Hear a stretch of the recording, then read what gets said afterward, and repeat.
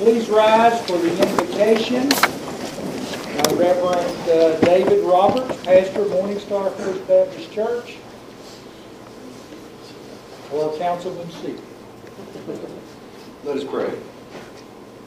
Dear Father God in heaven, thank you for the many blessings you bestowed upon us.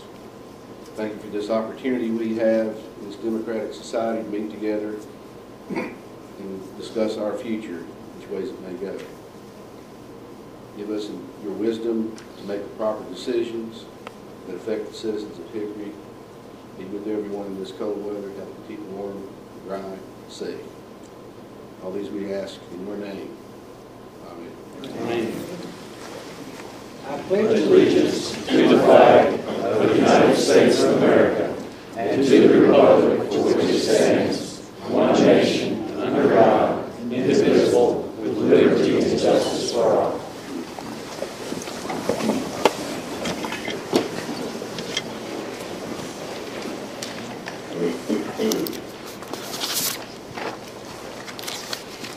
I know we have a public hearing later where a lot of people are going to be heard, but no one's requested to be heard at this time on a matter other than public hearing.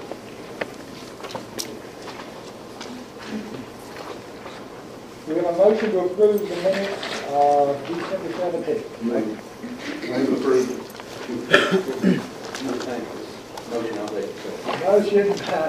Motion by, who's the guy with the beard over here?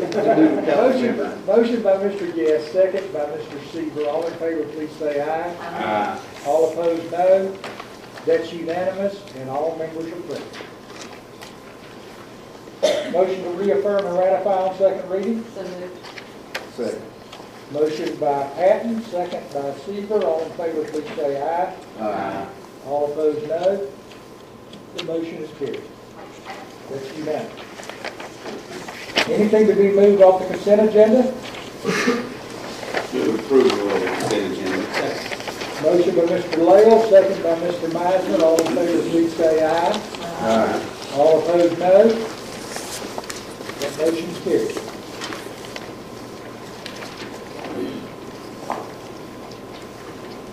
Mr. Berry, information?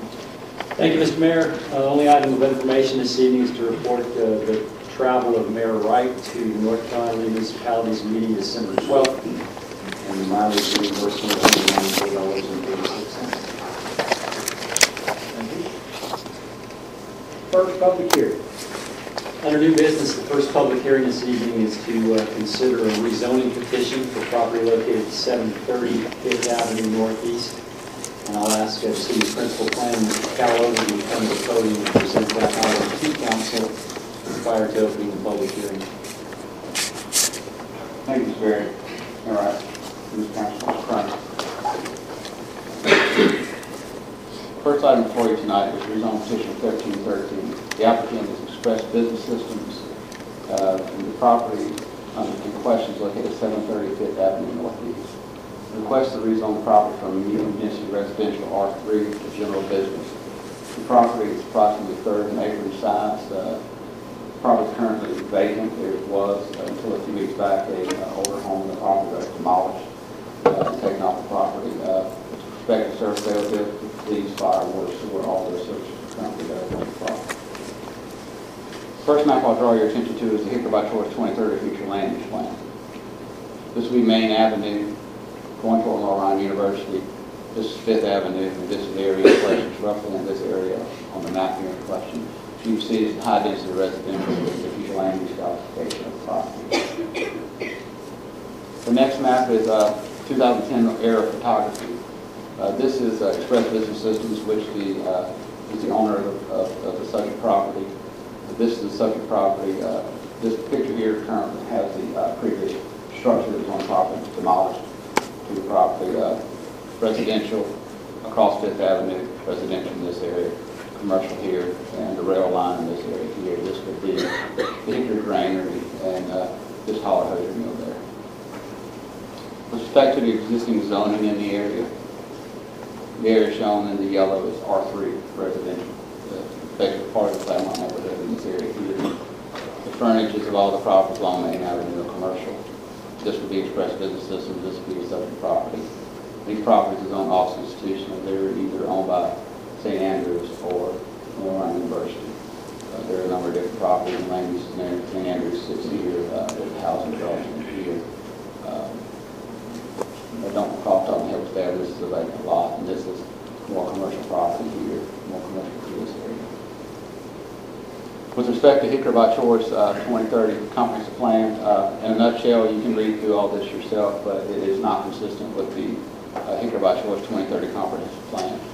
However, staff did consider this proximity to the existing commercial properties in the area being the existing commercial districts that are here and here, and came to the conclusion that basically squaring off the district would establish a demarcation line with respect to the future movement of commercial zoning. Basically establish a line of no further northward movement in the area. Then that goes to our staff and Planning Commission recommendation. The Planning Commission considered this petition on December 4th, and after a lot of discussion, the Planning Commission voted 62 to recommend approval to the City Council. Staff also concurs with the recommendation of the Planning Commission.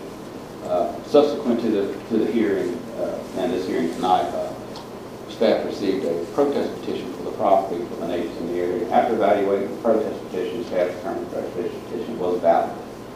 So that will actually alter the voting requirements of council. This map here, which is included in your package, shows the protest petition area. This is the subject property. Basically, the way a protest petition works is that all properties within a 100-foot buffer of the property are eligible to sign a protest petition, but that excludes street rights-of-ways that are 100 foot in width or less, which Fifth Avenue is, so the buffer is actually pushing to the further side of the property. And the general statutes as well as the development codes, the way a protest petition works is that the owners of 5% of the property located within a 100-foot buffer sign the protest petition, and the protest petition is valid. What that means is that council's approval criteria then moves from a simple majority vote to 75% supermajority vote, meaning that 6 affirmative votes are required in order to approve the petition. With that, I will close and entertain questions the council may have at this time. Is the property directly north on the west side of Fifth, did they sign the petition? No, sir, they were not signatures. The signatures are Yeah, I saw the 4 properties here across the street. with the key. No, that particular property was not, sir. Is it different than the petitioner? Yes, that property is not, to my knowledge, that property is not owned by the petitioner. The petitioner owns this property, and this property.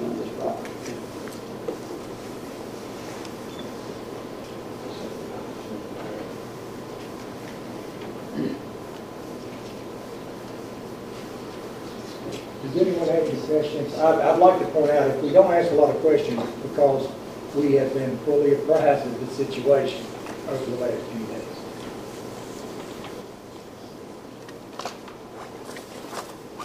It's not for lack of interest, we're not asking. Thanks, sir.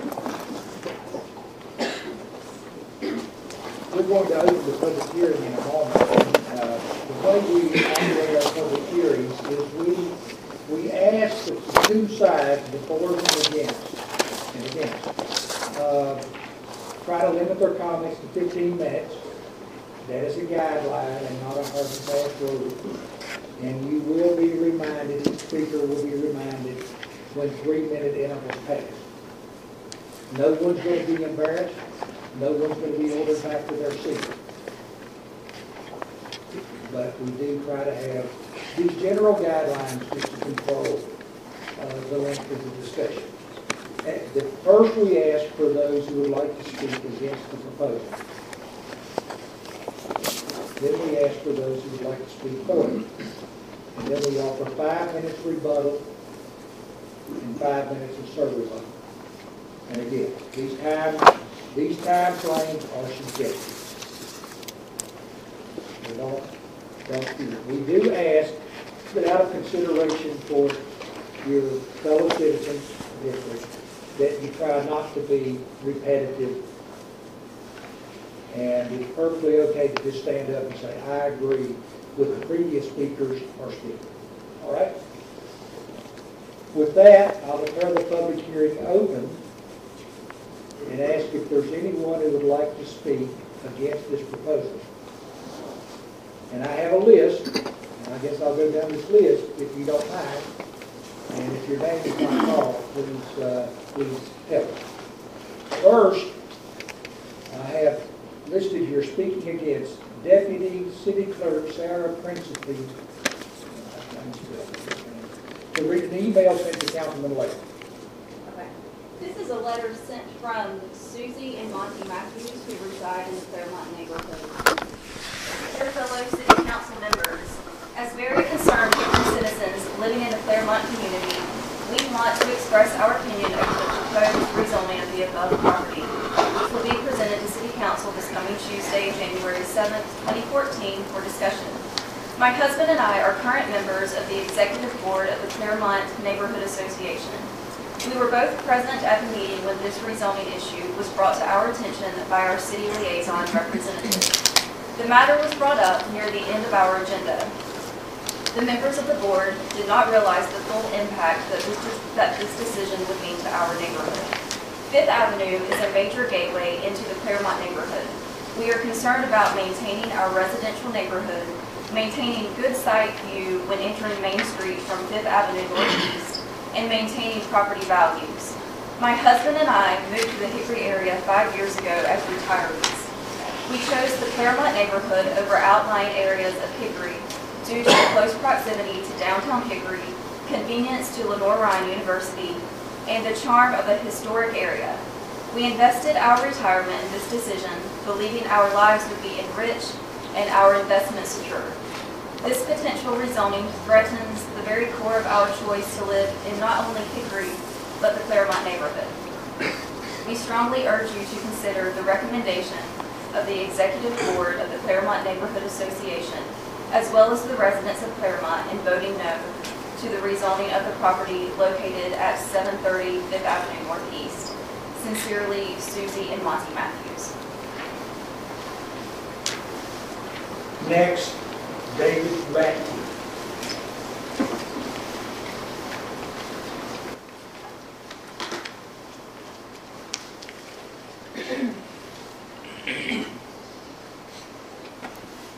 Good evening.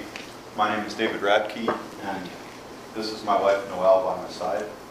We live at 717 Fifth Avenue Northeast, which is across the street from the property under discussion tonight. I've lived at this house nearly 10 years, and I work at Lenore-Ryan. My wife and I, we chose to live in this house in this neighborhood because it reminds us of Europe, where we lived prior to coming to Hickory. Living here allows me to walk to work. It allows our family to walk to the Science Center, to the library, to the South Block, and when my children were younger, they walked to Oakwood School, and my daughter is now a junior at Hickory High, and she walks there. My point is that living in a neighborhood where walking is not just possible, but indeed pleasurable, is important to the two of us.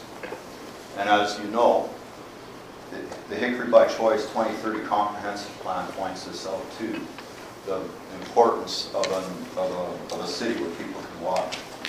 Hickory by Choice 2030 also highlights the vitality of neighborhoods in making Hickory a city of choice for individuals and businesses. And if you'll permit me, I'd like to quote from that document.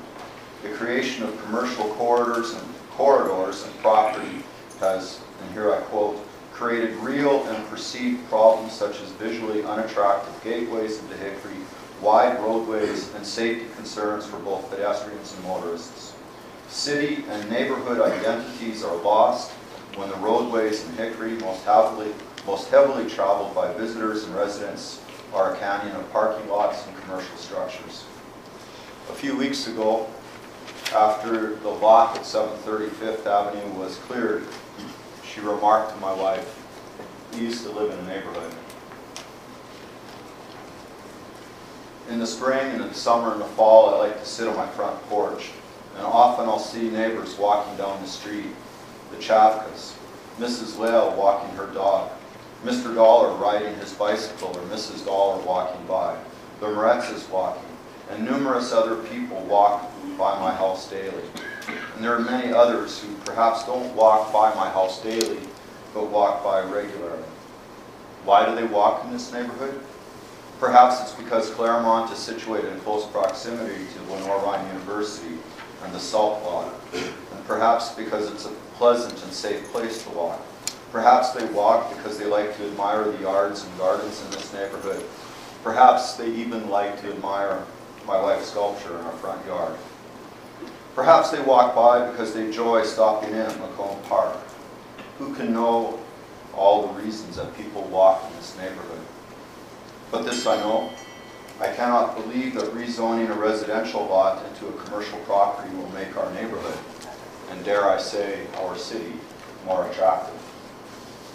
C2 zoning, as near as I can tell, is among the least restrictive zonings. I don't care to live, sorry? Just go 3 minutes. I don't care to live across from a muffler shop or a massage parlor or a financial services office or a storage facility or any other number of uses that are permitted for this property should it be rezoned. And I know that that's not necessarily what's intended, but I do know that it could be used for any of those purposes.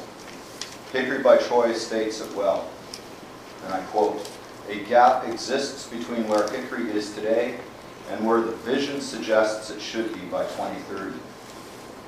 A vision and a strategic plan is not easy to create. I know and I understand that. And as hard as they are to create, they're even harder to implement. Strategic plans require firm resolve and the courage to remain focused on the plan and not to succumb to enticing and attractive but often short-term exceptions to that plan. Hickory by Choice presents a bold vision for the city that I'm proud and pleased to claim as my city's vision. It won't be easy to achieve that vision. It'll require nerves of steel and a single-minded focus on what we want Hickory to look like. I urge you this evening not to lose focus, not to lose the courage of your vision in Hickory by Choice 2030, and not to be distracted by the short-term gains. I ask you to vote no. Thank you. Stan Bolton?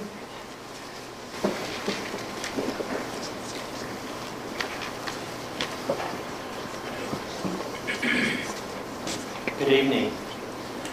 This is my wife, Jean. I'm Stan Bolton. We live at 723 5th Avenue Northeast, almost directly across from the property in question. Give you a little personal background. My wife and I are both licensed professional counselors. We worked in the field of mental health services most of our adult lives. That was our choice. Not because there's great money in that particular profession, but because it's very rewarding. A couple of years ago, we had another choice to make. We were going to be retiring from full-time work, and we were looking for a nice place to live, a nice city, nice neighborhood, conveniently located between where our kids and grandkids live in Conover and Granite Falls, and close to all the things that we enjoy doing on a daily and weekly basis. Claremont neighborhood met that criteria. So we bought that property, and now things are changing that we couldn't have forecasted. And as Mr. Rackey just said, it was not in the 2030 plan, so we're looking at something happening to our neighborhood that we made a choice to be in. There's a lot of good reasons, and I've outlined a few of them as to why we made our choice of where we're living. We would like to see it stay a nice residential neighborhood, and we fear that already some damage may be done to the value of our property with the leveling of the home that was there and the trees that were 50 to 100 years old. 6 minutes. That marked the edge of our neighborhood. And so we would like you to seriously consider following the 2030 guidelines and keeping this encroachment from moving into our neighborhood. I do not feel that making a decision about a zoning application makes sense to follow a straight line because it makes a nice line on the map. That's not a good reason to have an encroachment into our neighborhood. And I thank you and appreciate your time and attention. Thank you. Mayor Cook.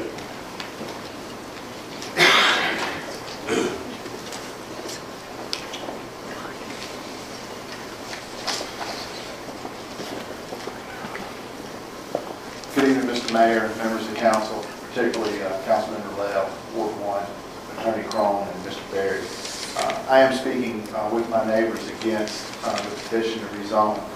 I would reiterate the comments that have already been made, and I would also give my own personal comment with respect to the neighborhood that I chose to be a part of. In 2010, I made a significant investment in the Claremont neighborhood. Not unlike my other neighbors whose homes are their significant investments, I purchased my house on 5th Avenue in 2010 and spent the next 2 years investing additional monies into the home before I moved in. I was fortunate in 2010 that I had the opportunity to live pretty much anywhere I wanted to in Catawba County. The investment that I made in my home and my property, I could have bought on Lake Hickory, I could have bought on Lake Norman, Rock Barn, Catawba Country Club, Hickory Country Club. I could have lived anywhere in the county, but I chose to live in the Claremont neighborhood, close to my alma mater, Lenore Ryan, close to the salt block, close to the museums, close to the Methodist and Lutheran churches. Since moving to my neighborhood, I could not be more pleased. I've lived there continuously since 2012. I enjoy the walks in the shade under the old growth trees. And the principal reason, and one of the reasons I'm here tonight, mainly is to support my neighbors who are closest to this rezoning. While I oppose the rezoning, I can't imagine the way I would feel if my property adjacent to mine was rezoned where you could put a muffler shop or a Waffle House or an investment firm. In 2012, I was recognized by this council for a beautification award for my home. In 2013, my home was featured on the cover of the Landmark Society's tour of homes. I'm not the only person in my neighborhood to have their home recognized on some of the more significant home tours in the Catawba County area. And I will say that I'm not lost on the fact that my home would not have been recognized but for the residences which surround my home and my neighborhood. I want to personally thank the neighbors of my community for the time and care and attention they show to their homes. I very much enjoy the community in which we live, and I'm not lost on the fact that each of their homes makes mine look better. One thing I would say is that if this property is rezoned, the owner may have the best of intentions as far as landscaping, trees, fences. However, we all know that that's no guarantee of future use. And I want to strongly encourage the council to vote against this rezoning. I want to thank my neighbors for turning out this evening, and my heart goes out to my neighbors who are closest to the rezoning issue. Thank you. David Lankowitz.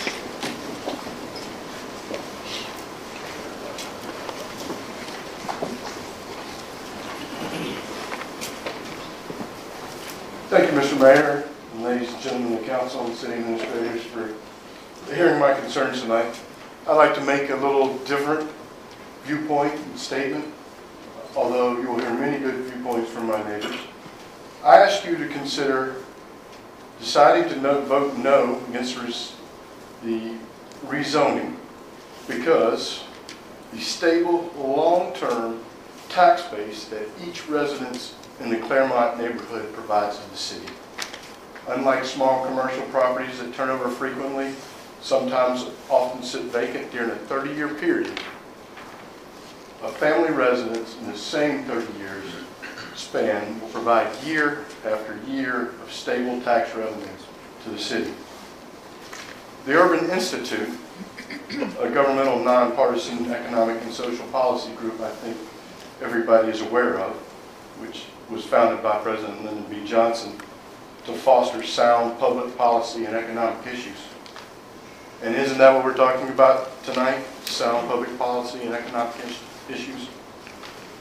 The Urban Institute has continued to reaffirm that residential property taxes are the key base of revenue for small to medium-sized municipalities in the United States. It was recently validated again in November when their study, Residential Property Taxes in the United States, authored by Dr. Harris and Moore, stated that even after the economic downturn, the residential property taxes are the cornerstone to cities' tax base. The Claremont neighborhood is a residential R3 neighborhood. You can see, if you blow up the zoning larger, you see that. Many residential properties, as Blair just spoke about, are being revitalized, improved, and have growing value. My wife and I recently spent a large amount of money to do it. We've met many of our neighbors that have done the same thing. These can and should continue to be a strong source of revenue for our city. 12 minutes. So I strongly urge you to vote no. Rezoning any part of the neighborhood to C2 will reduce the property values. There's no question. Therefore, lower tax revenues for many years to come, as well as significantly lower the possibility that other fine families will move in, reinvest, reinvigorate the neighborhood. So I ask you to please take this point in consideration, as well as the others of my neighbors, and to vote no to rezoning and to the commercial encroachment into one of Hickory's historic neighborhoods. Thank you very much. Get up for help.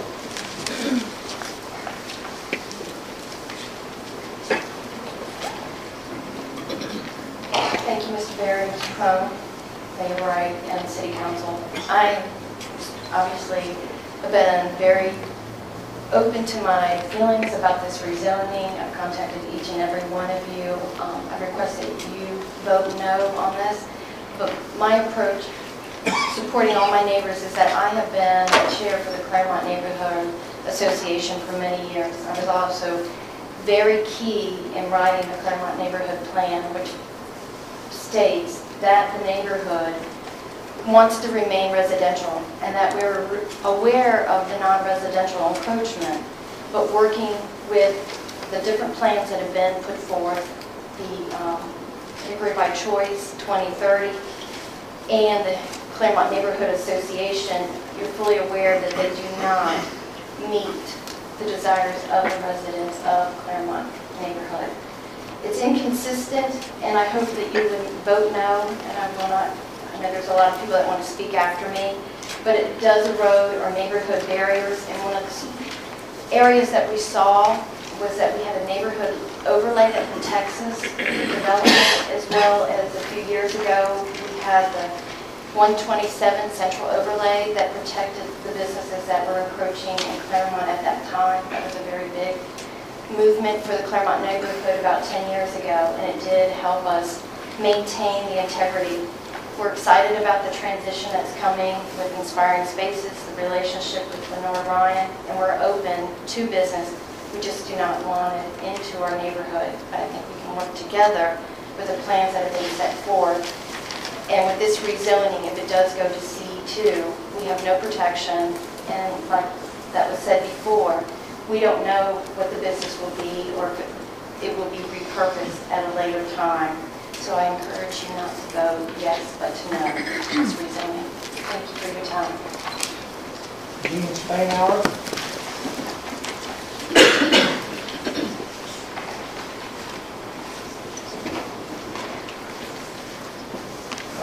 Many of the points that I've written to each of you in the letter have already been stated, so I won't read that again.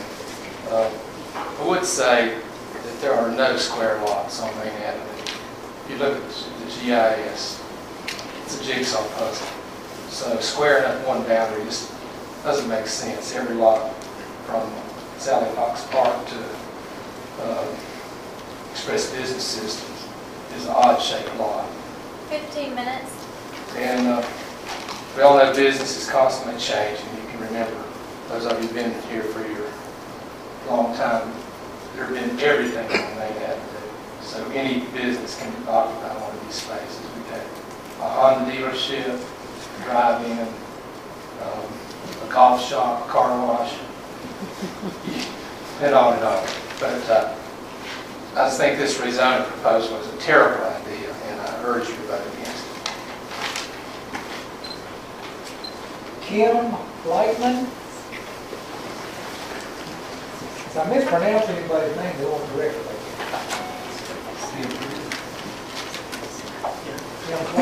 It's Wayne. My concern with this property is, after talking to the planning department, it's my understanding that as owner of all 3 parcels, if it's rezoned C2, you turn it into 1 parcel. And the building code in Chapter 5 allows considerable area increases when you have frontage, I'm nervous, along a public way that could, in the future, have a structure that's much bigger than what we're seeing right now. So that is where my concern stands. Thank you. Ginger Bishop. Yes, I'd just like to agree with my neighbors and ask that you vote against the rezoning petition. I believe I sent an email to all of you stating my reasons for that. Thank you. Tim Herman. Yes, I'd like to say that I agree with the points that have been made in opposition to this by my neighbors and friends. My wife will be speaking just a few moments later to articulate our own personal feelings. Thank you so much for hearing this matter. George Pierce.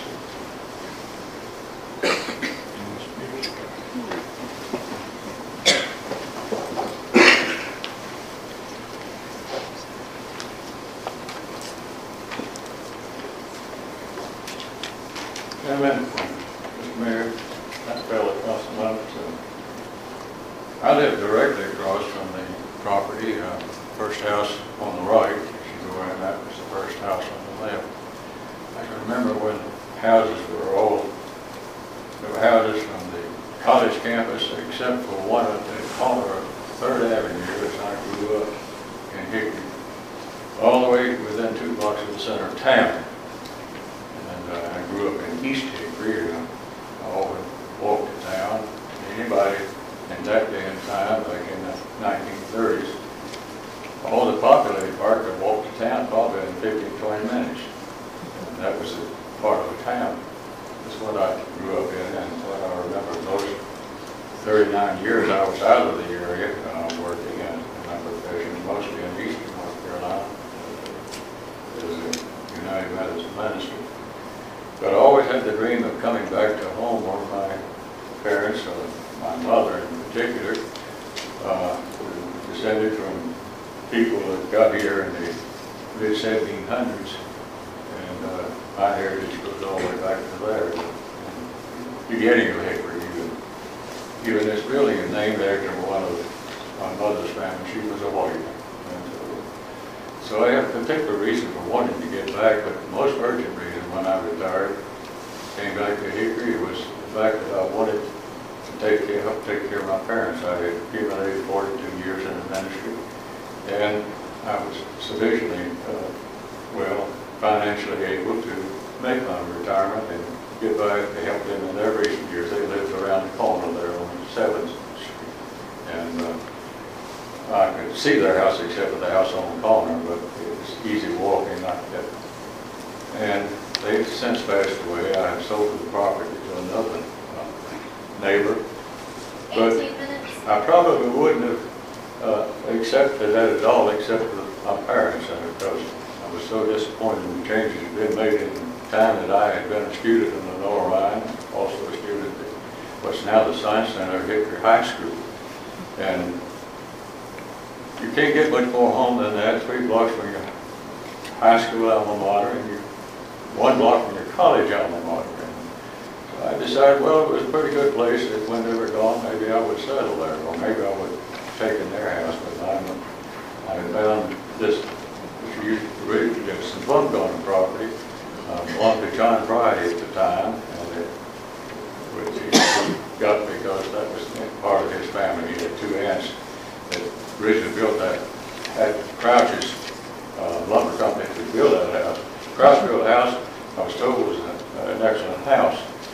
And structurally it is, I mean, and it has best materials of any house I've ever lived in, still, even though it needs some repair, which I'm worried with serious on. But anyway, I'm with my neighbors on this. I feel for them. They probably have more stake in, even though I'm closer to this than anything else. I'm partial. I'm on the extreme end of what becomes commercial. And that was the hope back in the beginning. But since then, since I retired over 20 years ago, it's changed, keeps nibbling away. What I thought had grown to really love as a community, I thought would be my final home. It's not nearly like what, there's more people than pedestrians who walk and find a place that they feel safe, and it's easy to walk past my front door, around that block, 9/10 of a mile. I walked it myself, rode a bicycle around, but it's one of the favorite people. People from all over town come and park up and down the street just to walk that walk. And anything that would spoil this atmosphere and this, any more nibbling away, I don't have the heart to not say something in protest. And so that's where I come from on it. And I won't be around probably as long as the rest of it, because I guess I'm about the oldest rat left on the street.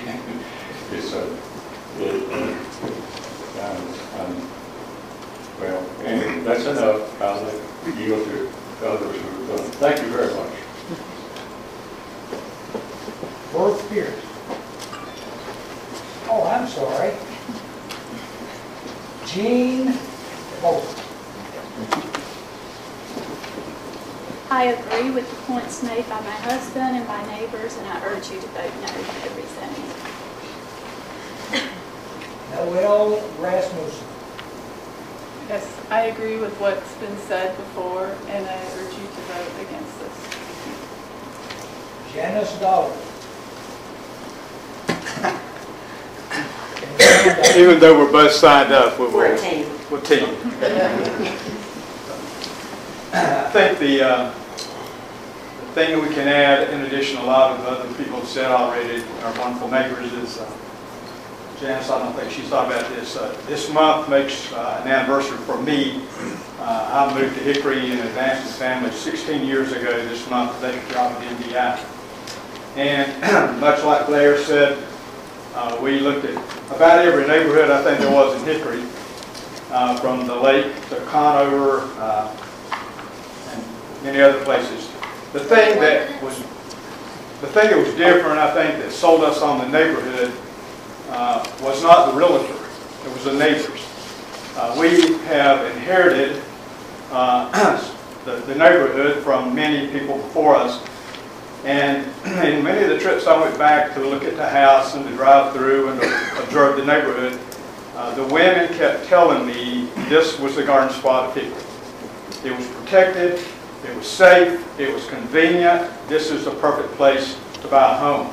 We bought the Tom Reese home at 523, and much, again, like Blair, we have, I think, the movie, the money bit, we've spent a lot of money on it, but we pay our taxes, so hopefully we can be good citizens and good stewards of the community. But we do love our community, we love our neighbors, we love Hickory, I've enjoyed living here, and we ask you to vote no. Thank you.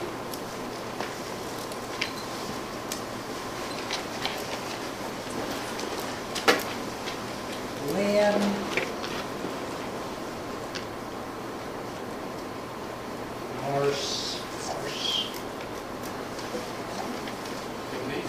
Is it McNeese? Is it Lynn McNeese? Marcess. Lynn Marcess. McNeese. McNeese. I'd just like to say I agree with my neighbors, and I urge you to vote no on this issue. Thank you.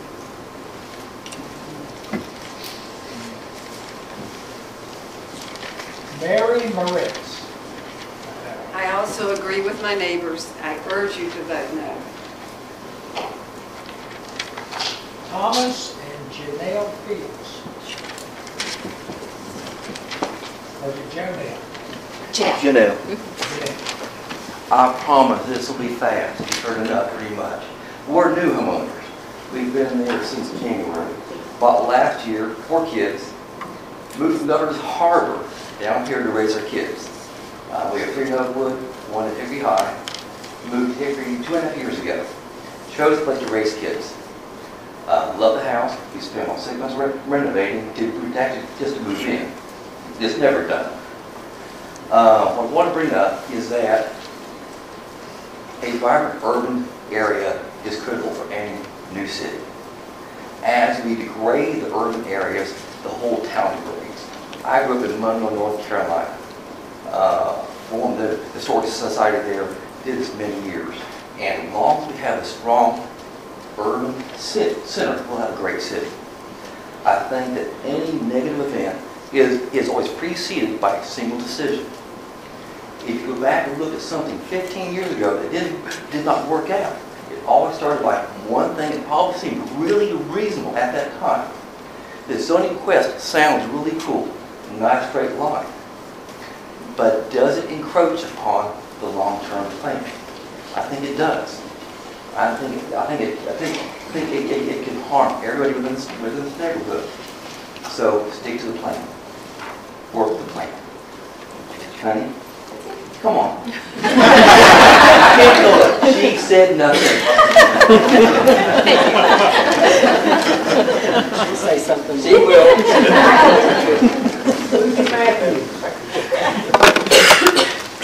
I think you've already read the position and I support my neighbors. Rufus Moretz. My wife and I moved into our house right across from the football practice field about 35 years ago. We walk all over the city. We normally walk 5 miles every day, but when the weather's bad or threatening, we walk close to home. And we always walk in the Claremont neighborhood. It's a wonderful place to walk. And I don't want to see anything done that will damage it, and I support what I've heard from my neighbors. 24 minutes. Marcia Fanning. I've also worked at Lenore Run and lived around University for 40 years. I moved to my present house that's on 4th Street 10 years ago and didn't want to leave that general area. I also walk and find it a wonderful place to be and agree with all my neighbors have said. Also wanted to report that 3 of my neighbors, Jeff and Kitty Norris and Betty Sherrill, asked me to let you know that they also would like for you to vote no.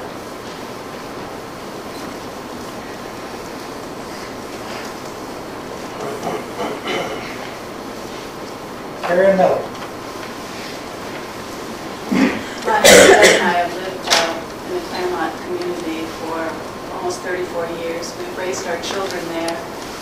We live right across the street from Macomb Park.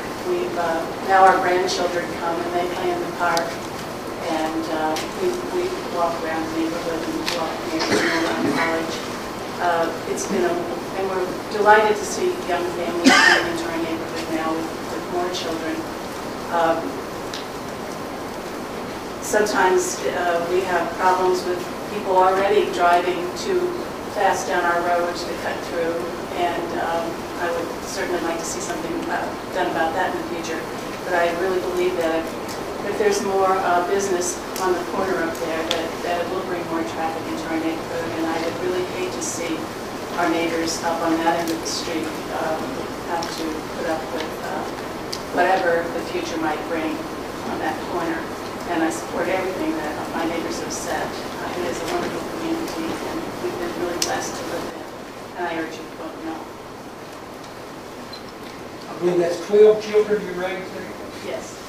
I just want everybody to put that on the record. Robert Gray.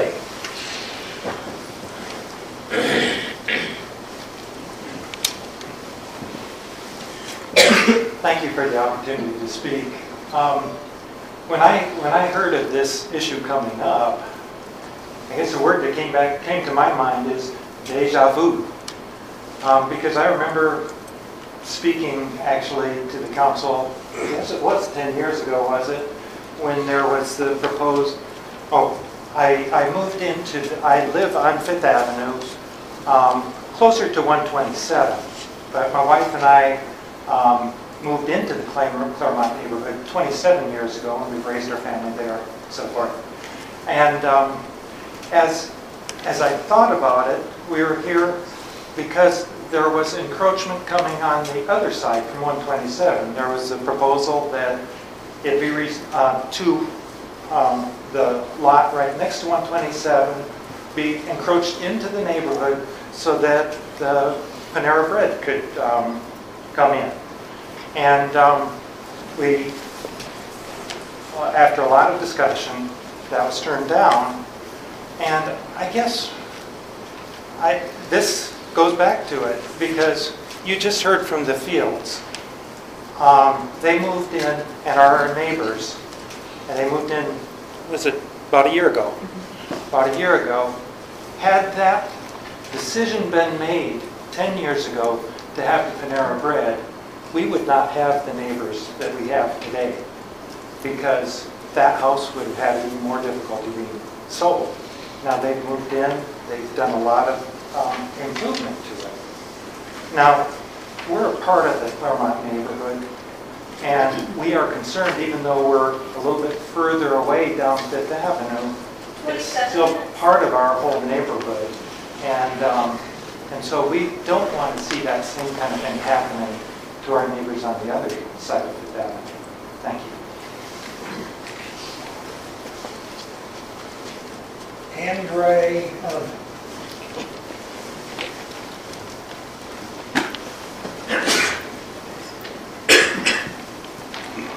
my name is Audrey Herman, and I live in Claremont District. Although I do not oppose business improvement and individual rights as property owners, I definitely oppose the rezoning on Fifth Avenue, mostly for a selfish reason, but as I've come to hear, it seems like a similar reason.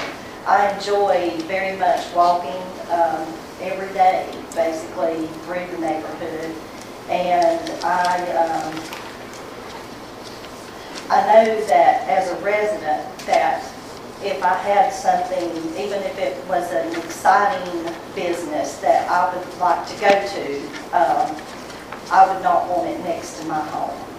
And I feel that the proposed rezoning threatens this pedestrian-oriented neighborhood, and I'm concerned that there will be pressure on nearby homeowners to reconsider the uses of their property in the future due to business that could locate there. I feel that if there were to be a business there, the proximity, the traffic, the noise, the visual aspects would definitely diminish the value of the homes. And I feel that we cannot run the risk of commercial traffic and commercial zoning creeping into our neighborhoods little by little. I feel that this decision, if you went with it, would be give an inch and a mile would be taken. I want our neighborhoods to continue to be a place where we can walk, play, and enjoy living the comfortable, beautiful way that we've all become accustomed to. I appreciate your time and appreciate you letting us hear. Coleman Gutschall. I believe you all received my letter in opposition of the movement. I agree with everything the neighbors have said. I just want to reiterate that we're recent transplants to the Hickory area after having been in Charlottesville, Virginia, and Roanoke, Virginia, and other places. And when we're looking for a place, and I don't think it's uncommon among my generation, we're looking at more than just jobs and grocery stores and simple things like that, but we're looking for quality of life amenities. We're not looking for strip malls. We're not looking for faceless parking lots and office parks. We're looking for unique aspects of a community that make it individual, differentiated from other places. And I feel like Claremont neighborhood has that sort of small quasi-college town feel on a much smaller scale than Charlottesville or Chapel Hill, but still it's there with the proximity to downtown, with the proximity to the university, and with the sort of established older housing stock. And there's something unique going on right there with Lenore Rhine, with the established neighborhood, with what's going on at Moretz Mills and Holler Mills, and I think that making a decision like this to put another parking lot or another office or commercial building without being more thoughtful about how to create a cohesive sort of community where students would want to be, where young professionals would want to be, where residents throughout the community would want to be, is short-sighted, and we don't need any more parking lots, we don't need any more office parks. So I urge you to vote no. Thanks. 30 minutes. Douglas Miller. Thank you, Your Honor. I'm related to the mother of those 12 children. And I certainly concur with the comments of my neighbors. I would just like to add that, it's obvious to me that the ambience of a neighborhood is as important to its success as the ambience of a restaurant. So, thank you for letting us know. Beverly Lale. Thank you, Your Honor. I think I'll be very quick, but I just wanted to bring to your attention our appreciation and respect for the noble historical heritage of our neighborhood. It's a lovely place, and we want to preserve the character and atmosphere for the future, as well as honoring the past that it's had.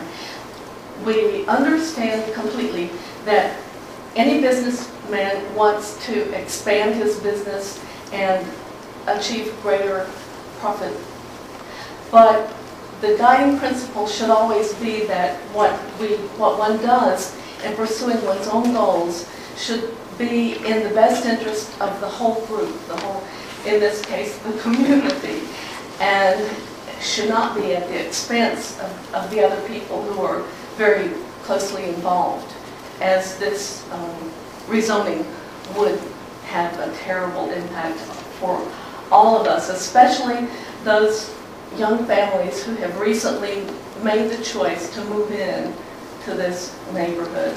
My husband and I moved here 10 years ago after carefully combing 4 counties and looking all over town. I mean, we spent months and months to choose exactly that house on that street. And we strongly believe that preserving the character and atmosphere of our neighborhood is very much consistent with the concept of the inspiring spaces and creating and maintaining places in Hickory that are very desirable and pleasant for the entire community. And we would very, very much appreciate your voting no to the petition requesting the rezoning. Thank you so much. It's 33 minutes.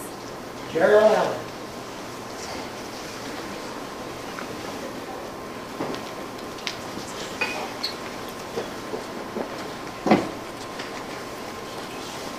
My name is Janelle Allen. I live at 712 5th Avenue Northeast. I'm here to speak against rezoning and in support of my neighbors. I moved here in 2011, and in less stable times in my life, I lived in some sordid places. I'm not sure many of them, I'm sure not many of, I'm sorry, I'm really nervous. I'm sure many of them did not start out that way. I imagine once nice areas that slowly let their standards fall, always starting with the initial compromise. Before moving into my house, I lived in a house built in the early 1900s down the other side of the tracks. When the original residents took occupancy many years ago, I bet they never imagined what it would be today, boarded up and in ruins, sitting in the midst of an almost entirely commercial area condemned. When I saw that the unique blue house that I had so often admired was being demolished, I was filled with dismay. I thought for sure that it must have too been condemned for some unseen reason. It was my favorite home on the street because it had so much character that told a story all its own. I imagine many fond memories were made there. Then I discovered that the home was in fact not condemned, but decimated in the hope of paving a parking lot over the place where all these fond memories were made. I am all for progress, but at what cost? I am confounded by the action of tearing down a beautiful home so full of character without the assurance that the land would even be rezoned. I am led to think that in the same spirit, based on that action, that in the future, if a bigger and better option arises, this person would sell the land to the highest bidder with no concern for the well-being of the neighborhood left behind. What could this bring for our quiet, peaceful existence? It's hard to say, but is it worth the risk? With this initial compromise, will it start a trend? Perhaps slow in onset, but a trend nonetheless. Then, lot by lot and street by street, the feeling of security I believe many of us share will be lost. And with it, the memory of those who helped found our city, who so many made their homes here. It has been many years since I've been able to truly call my place of living home, but I feel that my little section is home to me, a peace and comfort long sought out in my life. I think it's safe to assume that most that live in the neighborhood share my sentiment. Let us extend to this generation and the next the chance to share this as well: peace, security, community, and home. Does this world really need another parking lot? I say fond memories are in far taller order. This small plot of land at the entrance of our street could be a shining symbol of hope kept alive in a world where security seems to be fading fast all around. Let's hang on to the sense of community and home as long as possible.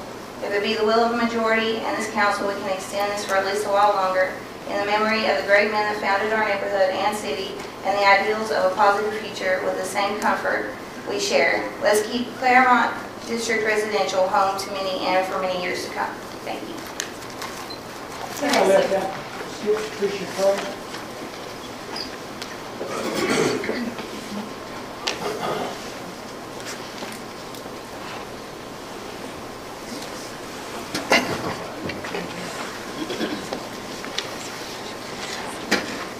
I'm sorry, I didn't know if you'd called my name or told me to not come. I think I just skipped it here. Mayor Wright and Hickory City Councilman and women, my name is Patricia Cray, and I've lived on 5th Avenue in the Claremont neighborhood for over 25 years.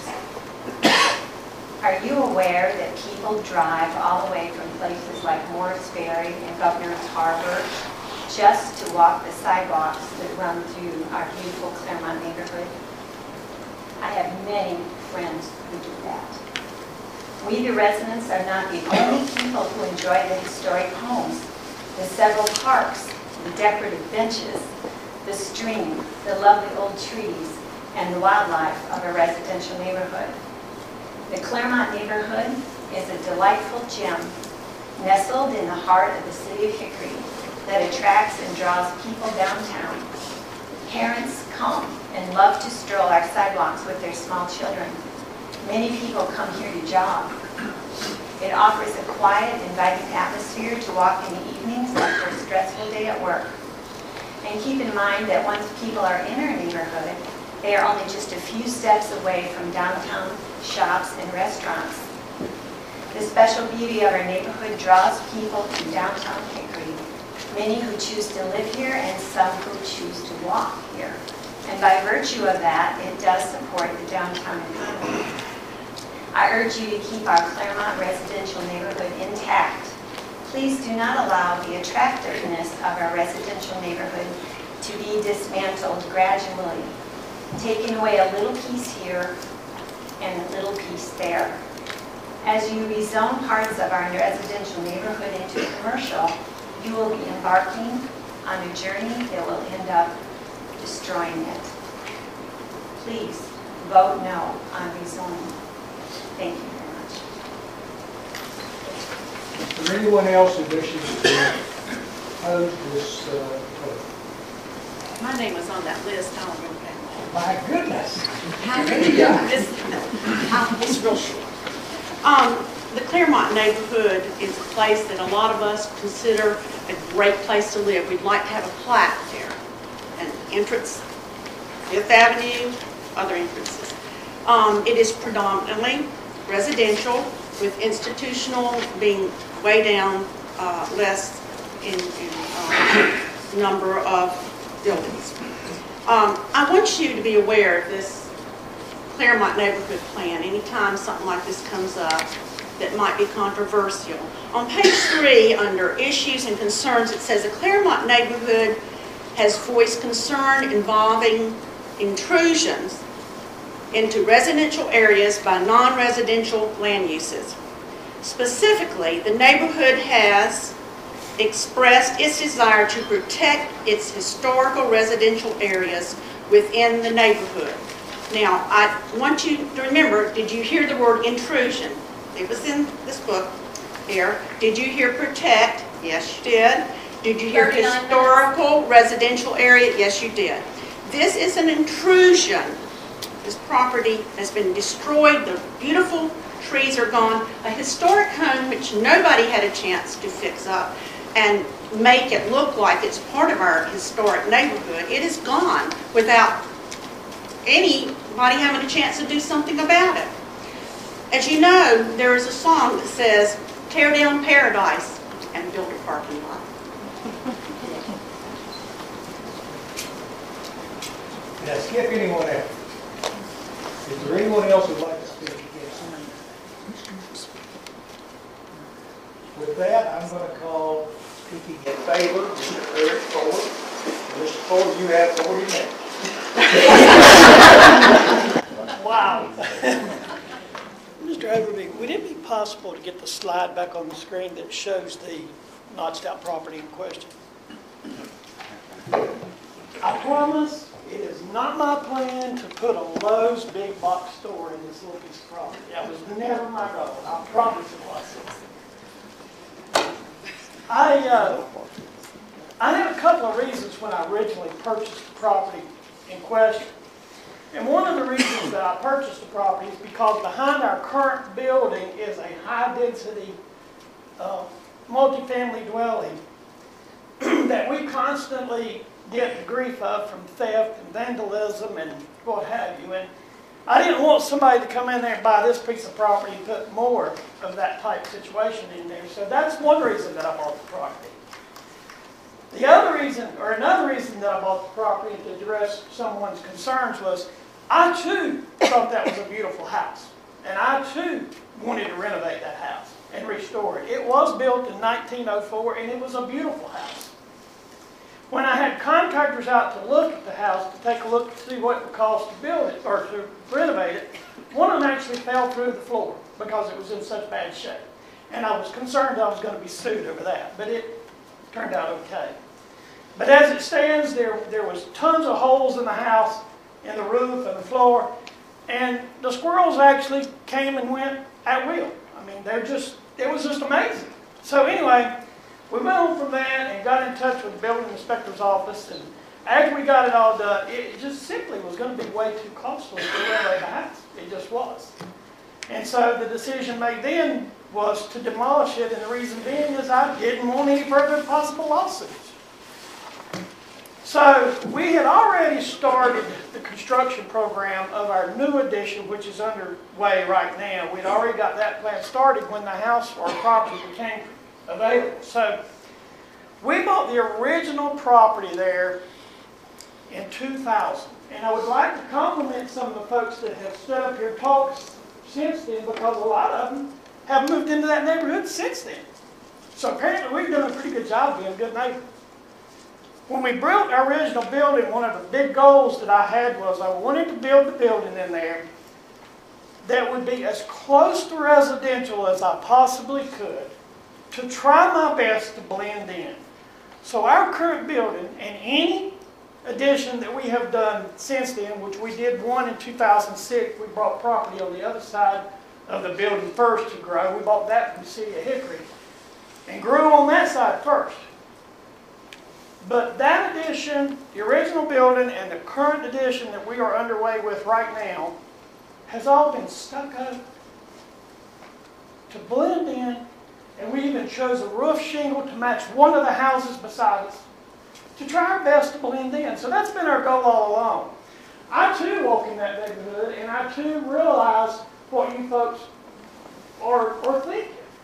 I understand residential. Believe me, I do. That's why I've tried my best to stay as close as I can to residential. I have 8 grandchildren of my own, so I know what it's like. So, no, I don't want just anybody moving in there. I really don't. The final reason that we decided to buy the property was because we already own the property on the very corner of Main Avenue and 5th Avenue. And we want to build on that property in the future because we are growing. And we've tried to be a good neighbor. But when that property became available, a green light went off in my head because it would give me the opportunity to do what I need to do to be able to build the building and put the necessary parking in there for our facility without disrupting the neighborhood. Because if I don't get this rezoned to residential, I don't have to put a screen along Fifth Avenue. And I'm going to be forced to put some type of a retention pond or a big water basin or something to be able to catch the water runoff. But if I can get this rezoned, then this property, I've been told by the city of Hickory, I will get credit for this property toward the pervious and impervious requirements that the city code requires. I have no intentions of building anything on that property. So that's basically where I'm at. We've just been there. We've tried our best to be a good neighbor, and I'm open to suggestions for some of the neighbors if they would work with me. I will do whatever I can to continue to be a good neighbor. Yes, I know we don't, any of us know what the future holds. If we did, we would all be in great shape. We'd be in Vegas probably next week. But I don't intend to work forever, but my son is here with me as well. And we own a family business, and that business will continue right there, and we have a reason to keep it what it is. I don't want to sell that property. I don't want to give up that property because I would like to stay in Hickory. We moved in here 15 years ago from Statesville, and I don't want to move out, but I don't want to be landlocked with what I can and can't do with property that I purchased. And like I said, I purchased that property long before a few of the first speakers ever moved into this town, so we haven't done too bad a job being a good neighbor. So I urge you to reconsider, or to not reconsider, but to consider what we would like to do. What it boils down to is you're going to see a jagged line of Leland spruce in there to protect that little square. Whereas if we can do what we want to do, we'll hide that whole block on Fifth Avenue and up against it. I'll put Leland trees in there 15 feet tall, 20 feet tall. I don't want it to look ugly. I just want to be a good neighbor, but I want to be able to grow as well. Thank you.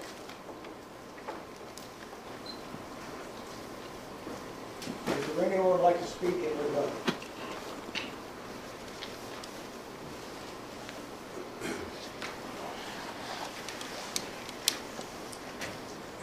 Can I react? You didn't use your 40 minutes on anyone? Thank you. I would like to make a couple more comments on it, though. I just want to get along. I had a visitor coming to my office today that brought the subject up and talked to me about it. And comment was made, well, you know, you look like you've been a pretty good neighbor. Could be a whole lot worse. Could be a whole lot worse than me in there. Hey, we all know what's on the other corner from me. And the riffraff that comes in and out of that store. I don't want another one in there like that, and I'm sure you don't either. So I ask you to please consider that. But I'll go one step further because I have heard two real big issues here tonight. One of the issues is they don't know what's going to go there if I ever sell the place. And they don't want the traffic. I think I can fix both of those. As far as what's going in there in the future, I'll block that thing off like I said. And whatever's in there won't be seen. But what I'm willing to do tonight, I would be more than happy if we can get this thing rezoned to be at my attorney's office in the morning and have a deeded restriction put on that residential piece of property that says nobody can ever put a driveway access from that piece of property to Fifth Avenue without that piece of property being rezoned back to residential. I would be more than happy to have that happen and have a deeded restriction that will pass with that property no matter who buys it, should I ever sell it. And I don't know what else I can do to protect it. Outside that, yeah, maybe one day I will sell it if I can't grow. And it may not be somebody that cares what the neighborhood looks like. Please think about it. Please, thank you. A rebuttal? Just a short one. He says now, if he sells, but today there are for sale signs on the property. So we don't know what that means. Any other comments in rebuttal? Yeah, I'm a neighbor down the street on Fifth Avenue, and I really don't want to see a bunch of trucks and cars and parking lots on the end of my house. I got the second oldest house on the street after Joe's, and it got demolished. And I don't want to see that kind of stuff. It's bad enough going on Ave Avenue out there with all the other businesses that are already there. I mean, that's tacky to live that close to a residential. Anyone else want to speak in rebuttal? How many places are ever rezoned from commercial to residential? Anyone else want to speak in rebuttal? We're going to ask the questions of our planning department here in a few minutes.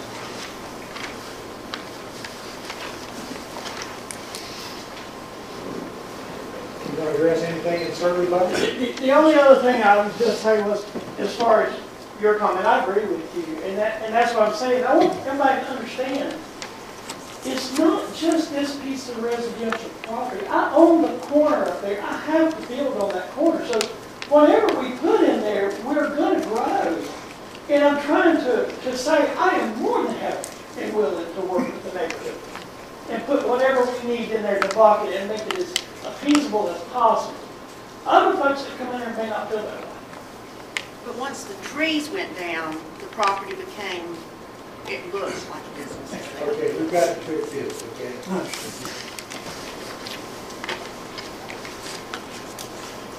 Okay. I'm going to declare the public hearing closed and ask for discussion or motion. And I'm going to start with a question. Question of Mr. Ogilvy.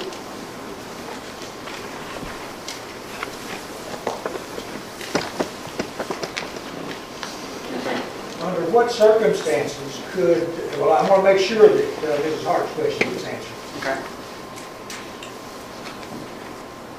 I would guess that it's relatively rare that a property is zoned back from commercial to residential, but it's happened. Yes, sir, it has happened, but you're also correct. It's not a very common scenario that you see. Because generally at that point, the character, and here, this property, this is probably a tough sale of this piece of property for residential purposes already, except that they are good, seem to me to be good neighbors. And I'm getting in, this is my question. So the question would be, what kind of alternatives would they ever have for the owner and the neighborhood to sit down and reach a compromise in any way? Anything that might be binding that would give a comfort level to all the parties?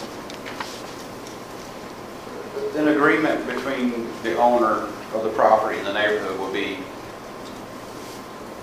basically separated from the city, because the city couldn't get in on that. That would be somewhat of a contract issue. And that's not an avenue for the city to take, or appropriate for the city to take. The only other option that I have, and I talked about this with our other staff members, was perhaps you could use a matter called conditional zoning, where this basically functions how it functions similar to a planned development, but it's allowed on a very smaller scale, meaning that you essentially construct, in lack of a better term, a mini zoning ordinance for this property, put specific prescribed requirements on the property. But the city has not, to this date, used that option. It's in our development ordinances. It's a relatively new item that the grant of power was given to us by the state legislature, provided by the state. It's a fairly complex mechanism to use, and what it does is it lays out in fine detail what's happening from that point forward. That's an option the city could potentially get involved with. Absent of that, just rezoning the property and leaving it to the property owner in the neighborhood to come up with some alternatives, that would kind of, that's not something that we really as the city have ever been involved with from that standpoint. So I mean, that's the only option that I know of. And the sense in which I threw that out was that was whether or not the city would have nothing to do with it whatsoever, except that perhaps a property owner and the neighborhood to reach an agreement so that the rezoning then can take place without protest petition. Sure. I mean, if it's, I'm just putting here is, if council so chose to maybe defer a decision on it, and something was worked out between the property owner and the neighborhood, and both were amicable parties, like I think the property owner discussed the deed restrictions, and then you have no opposition, maybe that could be something. But that's something totally separate from what the city would be involved in. So at some point in time, somehow those restrictions get nullified or gone away, we're back to square one. Basically what it is. Mr. Roby, the current zoning is R3, correct? Yes, sir. And notice goes about 13 is minimum square foot of R312. It is, for single family, it's around 8,000 square foot. For 2-3 family, it goes up basically exponentially from that point forward. Looking at the property realistically, if it's not zoned commercial and it remains residential, you're probably looking at a single family residence or a on the property.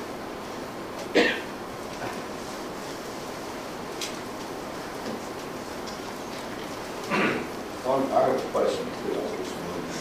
Why does it have to be zoned to C2 O and I? That's really that other type of rezoning between commercial and residential. It would basically be the reason why, and the property owner may be able to allude to this a little bit, but the initial discussions where it's going to be an area for continuation of their business. Their business is not exactly an office institutional type business, it's more of a retail sales and service type business, which isn't permitted in your office institutional districts. That would be permitted in your general business, and that was the adjacent petition. Isn't it in our 2030, the recommendation that any rezoning, they could speak to their neighbors? Was that done in this case before the rezoning? Not to my knowledge, no. Yes, but yes, it is in our plan. It's not mandatory, but it is. Yes, ma'am. Exactly. After this vote tonight, is there any kind of restriction on how long property owner could ask for some other type of rezoning? Basically, where our code works is if council votes negatively on a rezoning petition, it has to be a year for same or similar type of action. And if something comes in and it's substantially different, if someone comes in with a conditional zoning application. Would that be considered substantial? Starkly different from depending on the vote tonight, it would take a year before you could ask for any other, including a special use or conditional zoning? No, sir. It would be a year before they could ask for similar rezoning action. Basically, what that does is permits repetitive applications, clogging up the system, so to speak. But you could come back and ask for conditional zoning? Yes, ma'am.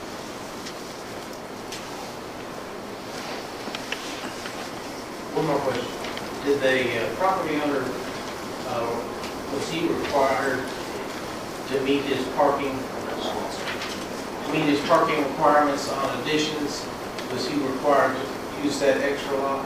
No, sir. He was able to accommodate with the small expansions going on now on current site. So if we were to grant this petition,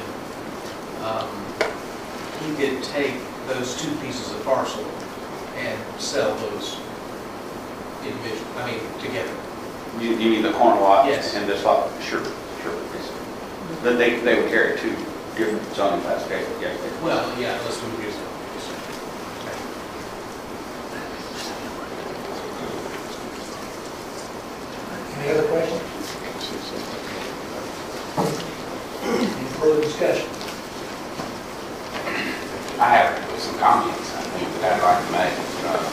Council, I certainly am sensitive to the needs of a local business owner to grow, particularly in place. I appreciate what Mr. Forrest said in regards to his operation. Of course, I live, I won't say nearby, but I'm certainly within walking distance of the location. I'm by there a lot, so I know what goes on. And so I'm definitely appreciative of that.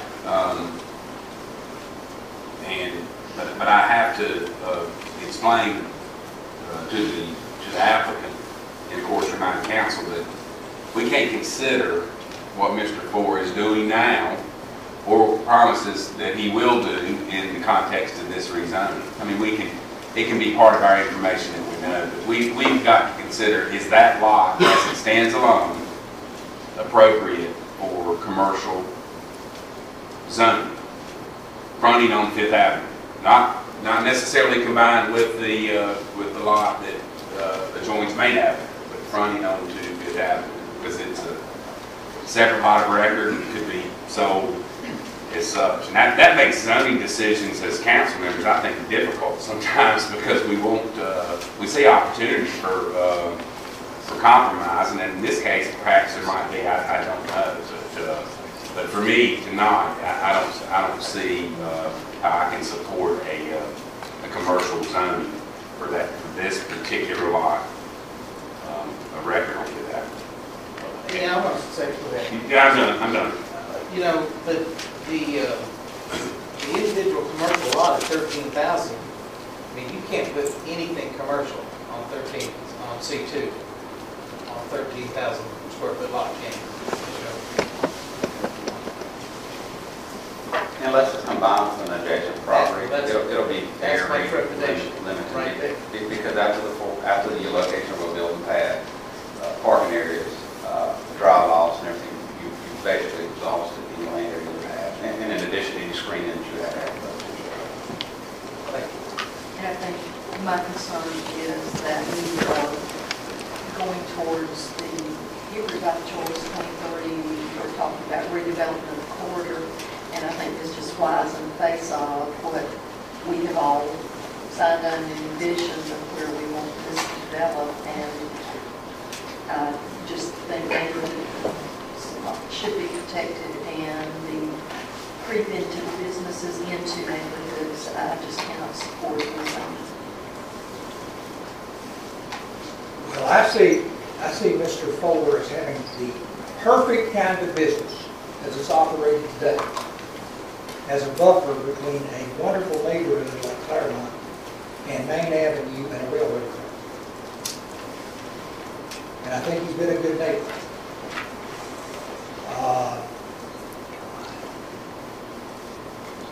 But like Mr. Lake, I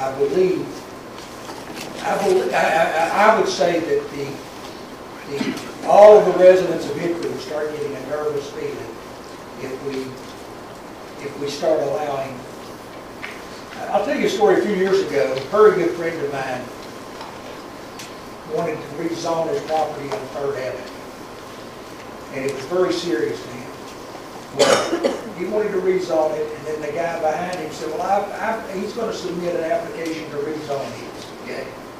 So we end up with a situation where we didn't rezone any of the property. And I think when we make a tough decision, I think we need to make it on the basis of the neighborhood. Because we have limited, Hickory is a little bit landlocked. We have limited space for frankly, for that matter, for new buildings, new commercial buildings, as well as new residential areas. And I think when we have special residential areas, we need to protect them. Mr. Mayor, I'll make a motion to deny the rezoning request. Second. Motion by Mr. Meisner, second by Mrs. Patton. All in favor, please say aye. Aye. All opposed, no. That's carried. I want to thank everybody for being very consider it. We have relaxed our protocol a little bit, as some of the veterans have, and I think it's been fine because you all have been so considerate. Mr. Ford, thanks for what you've done for this, Thank you, sir. I for appreciate this it very much. city and your 86 employees, and you are a good business leader. Thank you. Second public hearing.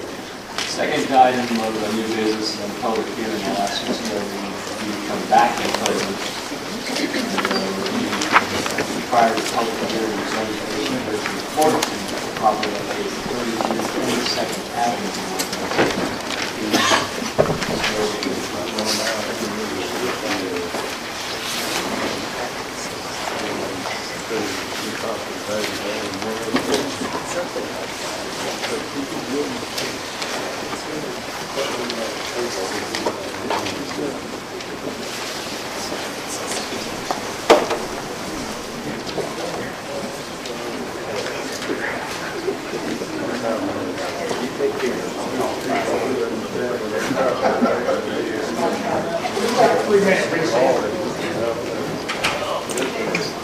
Okay, let's go.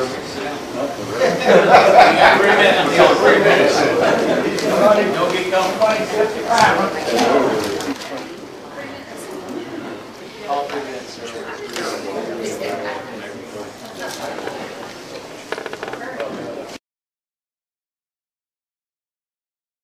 Oh, okay, good. It was Don's fault. 3 minutes to the end of the meeting now. Okay. Thank you, Mayor Ryder, Council, Mayor Mr. Crum. Second reading on petition from the council tonight is on petition 1314. This is brought to you by Hickory City staff. This is part of our annual map updates and cleanups for errors and mistakes that are found throughout the calendar year of different items. The subject property is actually 2 pieces of property located on 22nd Avenue Northeast. One lot is actually, the address is 32 22nd Avenue Northeast, and the second lot is actually a vacant piece of property. The request from city staff is to zone it from R4 residential to office institutional, which was the initial zoning before map was drawn to adopt. The total area is 0.88 acres. This consists of 2 lots that are not adjacent to one another. I'll show that to you in a minute. Again, the current land uses is a residence in the vacant lot. And again, service availability is asked for the area. Again, this is the area in question. This is North Center Street going into the Beaumont area. This is 22nd Avenue Northeast. This is high density residential. Sorry, I changed my map colors on any one of these maps here. And the properties in question are roughly in this area here. With respect to the 2010 oil photographs, this is again North Center Street or Highway 127. These are the 2 parcels. This is Dante's Pizza and Subs, and this is what's referred to as the Rock House. It's located there. If you go look forward to the north, this is where the Roasted Tater is at, and this is Harrisburg. I'm losing my pointer here. But again, these are the 2 properties in question, and they're basically adjacent to one another. With respect to the current zoning, you see all the zoning in this area is basically CC2, which is commercial corridor type zoning in that particular area. Again, the request is to rezone these 2 properties here from R4 residential to O and I, which basically restored them to their previous zoning, which was mistakenly coded approximately a year and a half, 2 years ago. It looks like, as far as I can determine. The interesting portion about it is this property here was actually issued a special use permit back in, if memory serves me, it's 2003 or 2000, short before I came to work for the city of Hickory, to build a building on this piece of property. Economic downturn happened, never happened. So that's why that property never developed in that fashion. And these were just properties owned by the Mosers, Mr. Jerry and Miss Ann Moser. They're located on 22nd. With that, I'll close and give you a recommendation to the council. Again, it's not entirely consistent with Hickory Right Choice 2030, but it does correct a map error. What it does in this instance is, if I back up, you see you have commercial zoning here. This is kind of a conversation we were involved with a few months ago, the previous period. we have residential in this area. In this case, R4 residential, which is much more dense type of residential. And it will be office and institutional, which would essentially function as a transition between your commercial corridor type development to your more higher density residential. With that, I'll close and say that our planning commission did recommend approval unanimously in December 2013. Staff does concur with the recommendation of the planning commission. I'll be happy to answer questions at my time. You said it was zoned R4. Sir? It's zoned R4 right now. Yes, sir. Speaking of that. Yes, sir. And the property owners are aware of this? Yes. I have discussed it with property owners. They brought it to our attention. Actually, Councilman Meisner and I had a conversation, what, 6 or 8 months ago about this. So they prefer Yes. Yes, sir. They've been paid. Yes, sir. Because we basically alluded to we was going to enter this at the end of the year. Is there any immediate plans for either one of the properties? No, it's basically just to rezone them to office how they were previously. They don't have any particular plans at this point in time to develop the properties.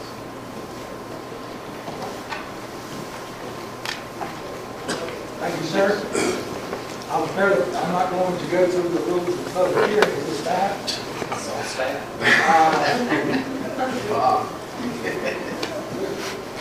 He knows the road. He can come here and do the drill for me.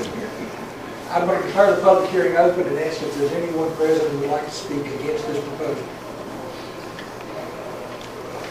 Is there anyone who would like to speak for this proposal? There being no one desiring to speak, I declare the public hearing closed and ask for a motion or discussion. I'll move approval. Second. Motion by Mr. Seaver, second by Mrs. Patton. All in favor, please say aye. Aye. All opposed, no. That's unanimous.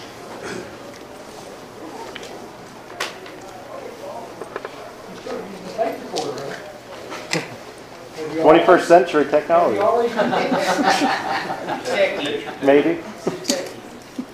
Picture being taken over here. Okay, any matters not on the agenda? General comments? There's no nominations, right? On departmental appointments to boards and commissions. For council's consideration, we've got a lot of University City applicants, which is great. I mean, and some good applicants too. And we're going to have to choose amongst. We have fewer slots available than we do really good qualified applicants. But I would suggest to council maybe we set a date that will stop receiving applications. And then I'd like to talk about how we select them. And how the college is going to select them. Right way, yeah, I mean, would some of these be eligible, or the college going to be strictly internal? See, I don't. It's actually, it's just up to the president to select whoever he wants or how. So we might be, some of the people that we're not able to appoint. We already have we have 4 appointees, we have 7 applications. I have a question. Does the 4 appointees include or not include Mr. Meisner? Who passed the name on? I had that same question. Well, Mick and I were just talking about it. I mean, it's up to the council. I mean, I could perform an adjunct position, and that way we get another representation. Because, like Brad said, it's going to come back, and I'll get a vote anyhow. That way we get 4. I would prefer that. That's fine. I mean, If you're okay with that. That's fine. So we have to rescind if we've already put you on it? No, I just accept an adjunct. Does that in any way take away from anything that the other members would have? Does that separate you from them in any way? Yeah, I mean, he would be a voting member. He wouldn't. He'd basically be council liaison, so he could, share insights with council, thoughts. I mean, he could participate in meetings as much as he would like to. My question, well then my question would be, Mr. Meisner, he would be okay with that. Yeah, that's fine. I think we need as much representation and diversity as we can get, so that would be good. I'd like to see it. Because ultimately, you're going to get the vote anyway. Right. Well, you got a date in mind? Well, So do we need to vote on him being an adjunct? Okay, so that was. Yeah, do we approve, I mean, that's February 1st. do we approve anyone else's appointments or only ours? Only yours. So we have 4 now, yes.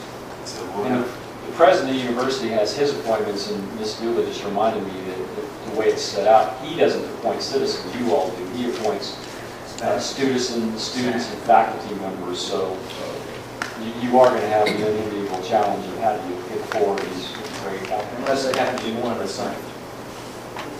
Yeah, I don't think any of yours are faculty members, though. What if we did this? Would this be too big a rush? Tonight's the 7th, our next meeting is the 21st. Could we say maybe the 18th, and then we have the time from the 18th to the 21st to decide on the 4th? You mean the 18th to cut off any more applicants? Cut off the applicants on the 18th. You can do it however you like. And then somebody needs to come up with a process on by which we. Well, we're going to have to vote on an open session, I think, and I mean, obviously. And Well, we're going to have nominations. I don't want to vote on an open session. well, I don't want to vote someone down or do some sort of ranking that would imply that, because we got 7 already, 7 really good folks. Oh, absolutely. I agree with these folks. Yeah, so it may just have to come down to votes, is what I'm saying. Well, we just, can we do a ballot type thing and everybody puts 4 preferences? You can do that among yourselves outside of the meeting, but you can't do secret ballots. No, yeah. Well, we're going to have to determine, we will need to determine who's going to do the nominations. Each one of us get, 4 of us get 1, that's okay. I mean, How is this any different from any other board of commission that we nominate? we usually don't have an excess of applicants. In theory, it's not any different. In theory, it's not exempt. I just want to clarify. But I would not want to embarrass in any way a person who's highly qualified, and all of these are, by a public vote there. Well, yeah, I don't want that, but. It seems to me like we need to find a way to determine who's going to do the nominating. You find a fee to say, odd number of council members get 1, 3, 5, and 7 get the nomination. How about No, we don't have 7. What? Y'all hate, I know y'all get tiresome of this, but how about a subcommittee? In all seriousness, maybe Mr. Meisner, who's going to be an adjunct, and maybe Mr. Zagaroli, who's eager to dig into some. I'm a rookie. I knew. Maybe they could bring some recommendations to council. That's what I would do. You want us to prioritize them? Y'all could bring some recommendations to council at the meeting on the 21st. You can prioritize them, and then if somebody has just. Right, and Is that a motion that the deadline be the 18th and that the subcommittee be appointed to bring recommendations to council on the 21st? Exactly what I was going to do, and that's the motion. I'll second that motion. Whatever that was. I think that's reasonable. Yeah, I think so too. And then we decide who actually does the nominations, and not. Only thing I would I suggest think the is that not, subcommittee just does it. I just suggest that not be binding for any future nominations to the same committee. In the future, we just resign back to the way we've always done it. I mean, I understand this is huge. The characteristics of this are different. One, we don't have any ward. I agree. And we don't have any mayoral appointments. And secondly, we have a wealth of applicants. I understand the reasoning behind it. I'm just saying that for future nominations, that we just do it the way we've always done. Yeah, but this is quirky because I think it's 2 1-year terms and 2 2-year terms, isn't it? For the initial deal to get them staggered, so you'll have the subcommittee will have to recommend where people sit on that. It's also a little unique, and in most of your boards and commissions, each individual ward has kind of appointment. In this case, it's just 4 general appointments from city council. So before we vote, if you will get Mr. Zagaroli and I the list after the 18th. Yep. final list, and then he and I'll meet between the 18th and 21st to come up with the recommendation. How do we advertise that the 18th cut off? John's going to put it in his story tomorrow. Just in case that's not working, you might want to write this working. Think about how many ads are growing with y'all, John. You can put this in your story tomorrow. John says he's supposed to be reporting to you. All right. Let's vote on that motion. Motion by Mr. Lael, second by Mr. Wright. All in favor say aye. Aye. All opposed, no. Matters not on the agenda. General comments? Well, I'd just like to mention I will not be here for the next meeting. Back in Tennessee. I thought it was interesting when I drove to the meeting tonight, I went by the Y, the parking lot's full. They're parked up all along Center Street on both sides of the street. Do you reckon New Year's resolutions have anything to do with that? Yeah. At the next meeting, I suspect you're going to need some traffic. If we had to slow down, I had to slow down because only one car can get through there. I think it's swimming. Oh, swimming. I don't think it's New Year's resolution. Oh, okay. It might be part of this meeting 7 days ago. Oh, that's the local high school swim.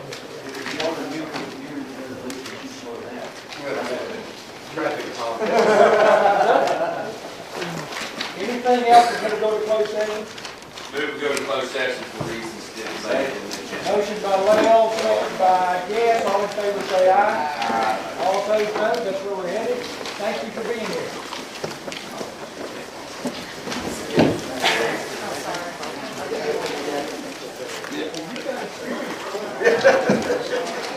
On both sides of the law.